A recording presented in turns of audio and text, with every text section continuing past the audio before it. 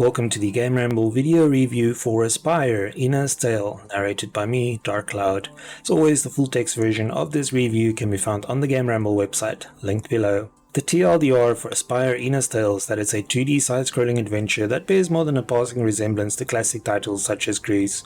It features beautiful and vibrant environments mixed with light platforming and puzzle solving. The game isn't too taxing overall thanks to generous checkpoints as well as a lack of combat. Players still need to stay on their toes though, some of the puzzles require a bit of thinking. The whole experience is over in less than 3 hours, but considering the price and lack of pointless filler, this is not bad. Gameplay receives a 7 out of 10. The game features a mixture of platforming and some puzzle solving. Graphics receives a 9 out of 10. Each game area is distinct and filled with vibrant colors and details. Sound receives an 8 out of 10. The soundtrack for the game is great and the sound effects are good. The overall score for Aspire: Ina's Tale is 8 out of 10. And now for the full review. Aspire: Ina's Tale is about a young woman placed in perpetual slumber inside a tower. However, she's not an ordinary woman and her prison is not a typical tower. The game opens as the tower is attacked and Ina awakes from her dreams.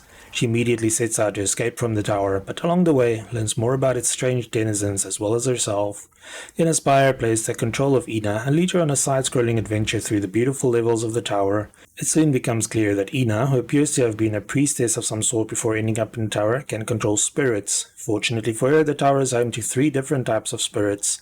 The spirit of energy can power machines and repel darkness, the spirit of movement can set platforms in motion, and the spirit of magnitude can increase the size of special blocks. The bulk of the game consists of Ina traversing platforms to find these spirits and then using their abilities to solve puzzles.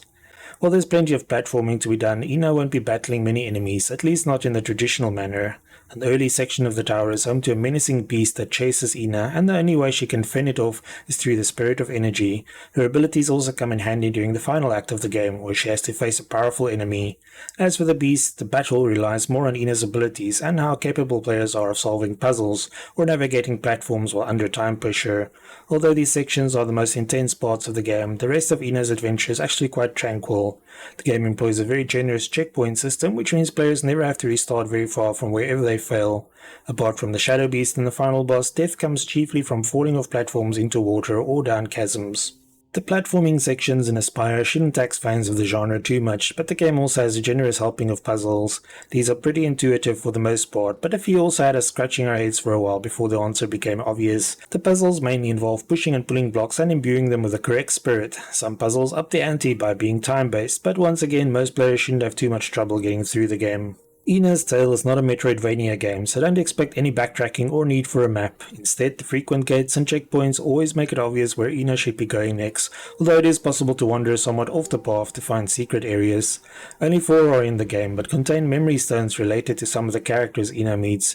During conversations with these characters, Ina also reveals more about her own past, such as the fact that she is referred to as the Keeper of Chimera and was very close to her father. Players can also choose different responses or ask questions during these conversations, but the game maintains an aura of mystery throughout, so don't expect any straight answers. Visually, Aspire: Ina's Tale is beautiful and immediately reminded us of games like Gris.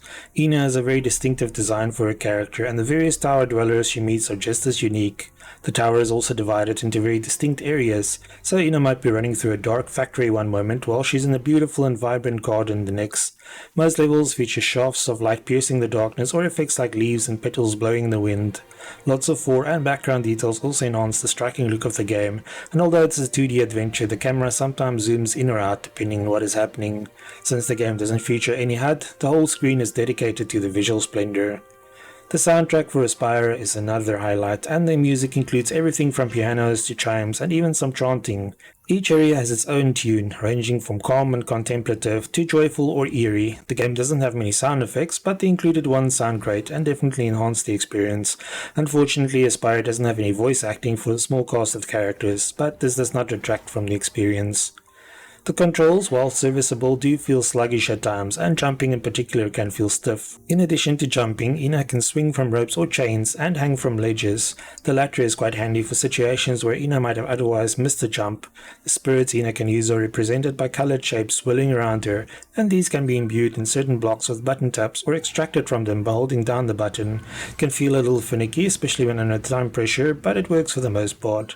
We also had no trouble moving blocks around, and only had one instance where a lever lever that was supposed to be pulled could not be interacted with, but restarting from a nearby checkpoint resolved the issue. In total, it took us about 3 hours to complete Aspire Ina's Tale, although we returned to the game to get a few of the achievements we missed. While not particularly lengthy, the game doesn't feel like it was padded out by unnecessary backtracking or grinding, which is refreshing. The story starts out very interestingly, but anyone expecting a clear-cut answer about what is happening might be disappointed. Nevertheless, we enjoyed our time with the game, and while it doesn't quite reach the lofty heights of classics such as Gris, we absolutely recommend it for fans of the genre. Thanks for joining me for this Aspire Ina's Tale PC review. Remember to like, subscribe and share. Until next time.